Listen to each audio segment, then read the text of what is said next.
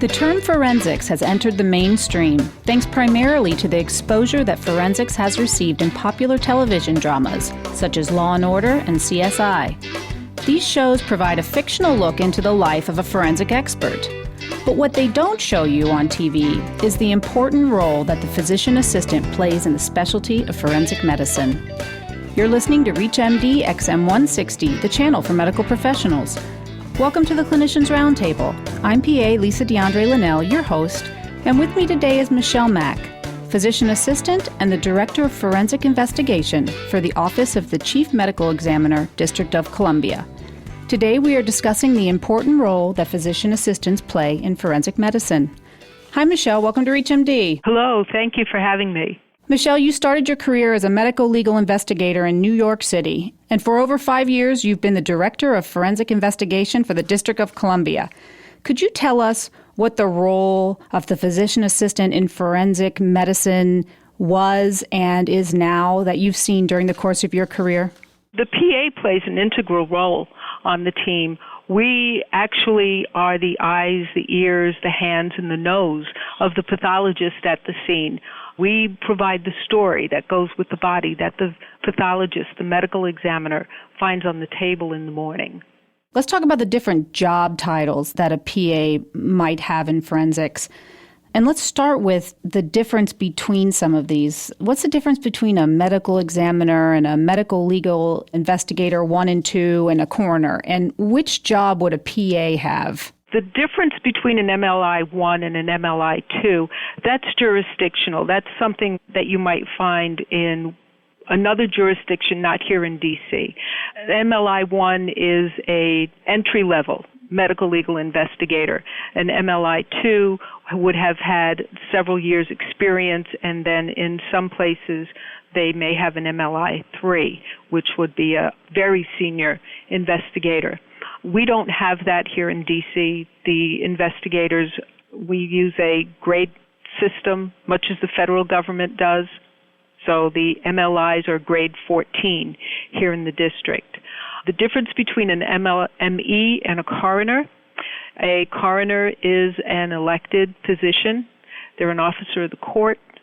Anyone can be a coroner as long as you get elected to the position. You don't need to have any medical background. But if you look at the coroners that are out there, lots of them come from the funeral industry. There's many pathologists, doctors, nurses, a few physician assistants that I know of who are coroners, nurses, and so forth. An ME, on the other hand, is a physician. It's someone who's had a residency in both anatomical and clinical pathology, has done a fellowship in forensic pathology, and most are board certified by forensic pathologists.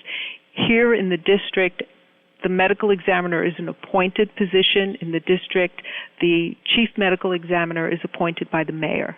So a physician assistant would typically be an MLI. Yes, or a coroner. Or a coroner. And then is the supervising physician the ME? Yes. Okay, great. So how did you end up in death investigation? Do you and other people in this industry have a fascination with death that led you there? I don't think it's a fascination with death. I think that the people who work in this field are naturally curious and inquisitive, and this satisfies a lot of that inborn need to know. I know for myself, I've always been the one who would ask the questions no one else would ask. I've been the one, and I am willing to admit it, who would look in people's medicine cabinets from the time I was a child. You learn a lot by looking in a person's medicine cabinet, and now that's part of my job, to collect information about someone. And not anything fascinated with death. It's more the science of it, what happens, how it happens, and what does it all mean. Because the people that are your subjects, your clients, your patients, whatever you want to call them, they can't talk to you. You have to pull all of the skills that you've developed, every lesson that you've learned in PA school, to do a history from third party and a physical examination that isn't the same as doing it on a live person. So, Michelle, what is your typical day? There's no typical day. There is no typical day. We often say, death makes no appointments, and that's one of the things that people like about this job is that you come to work not knowing what you're going to find, where you're going to end up. You can have a day where absolutely no deaths are called in, which is rare, and you can have a day where they just come back to back to back, where you're out all day long for hours in all kinds of weather, all kinds of environments with people from all kinds of socioeconomic classes, heads of state, anybody. Death is the great equalizer.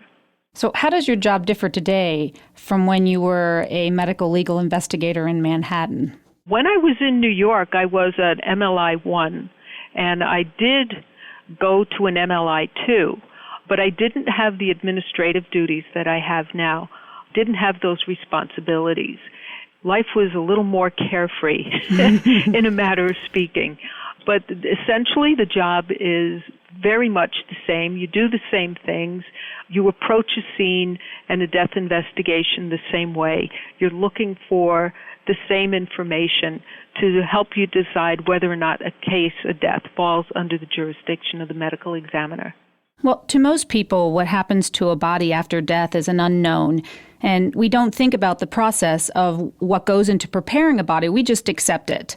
For you, death is the beginning of your work, from the death scene to the autopsy. How do you mentally separate from the emotional part of the job?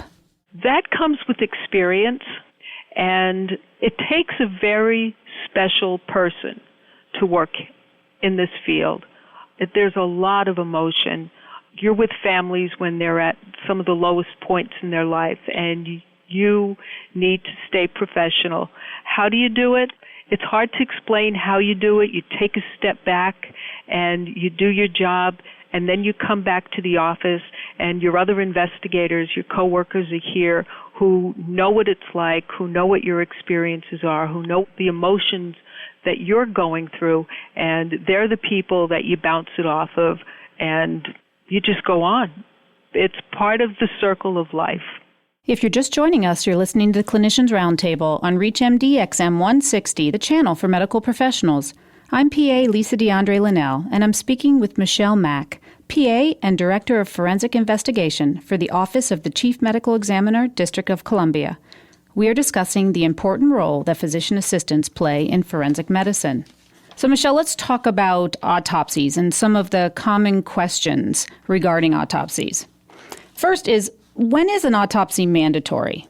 First of all, it depends on the jurisdiction, because every state, every city, county has different laws. Basically, any death that's suspicious is caused by any means of violence or injury, an unattended death, a death of somebody who's a ward or in custody, and any death that may pose a threat to public health. Those are the types of deaths that come under the jurisdiction of the medical examiner's office. When is an autopsy mandatory? That all depends, again, on what information the pathologist has and how the jurisdiction operates. Here in the district, if we have a case where a body is found and there are gunshot wounds or stab wounds, for example, that's evidence. That mandates an autopsy because you need to get at the evidence to prosecute.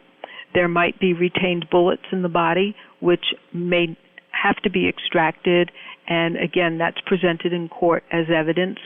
If you don't have a good medical history for the decedent, then the doctors can't certify cause and manner without any information.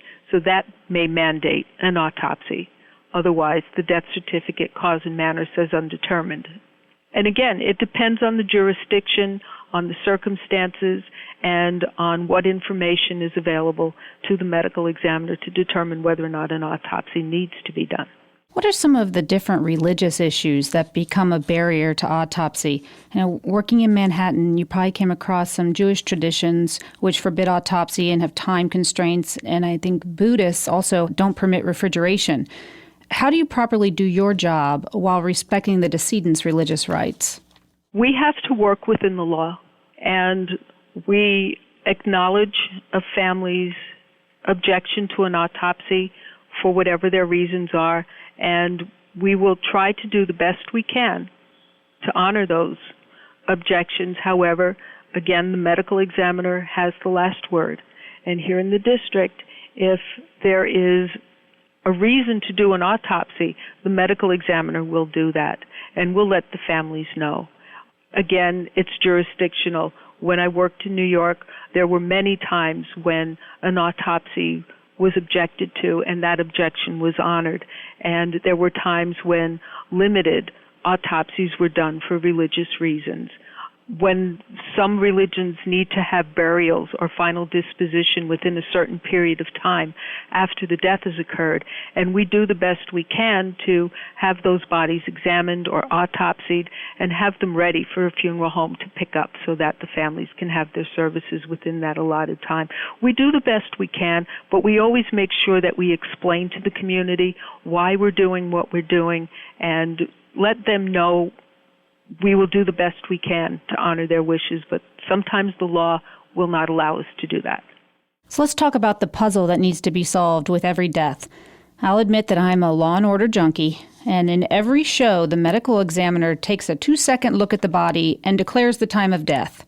Is it really that easy? Oh, no. The only time you can declare the time of death is if you see the person die. That's basically the only time. There are so many factors that go into giving an estimated time of death: rigor mortis, livor mortis, algor mortis, body heat that's lost, the rigidity that's found in the joints and the muscles, and the gravitational pulling of blood once the heart stops beating. All of those things can give you some signs, but you look for other things too. Somebody might have had a newspaper out with a date on it, or somebody hasn't been seen in several days, and you go to their house and you'll see newspapers piled up outside and some inside. So you look at the dates and you can kind of figure out when that person may have last been alive. You look in the refrigerator for expiration dates on food. Sometimes that helps. People keep calendars, voicemail, email. Many of those items are needed in order to try to establish the time of death. And how long does DNA evidence really take? That all depends on what you're doing. We tell families that it's not going to take any less than 3 months to get information back to do ID through DNA processing, analysis and comparison. So not 40 minutes when you take out commercials? No, sorry.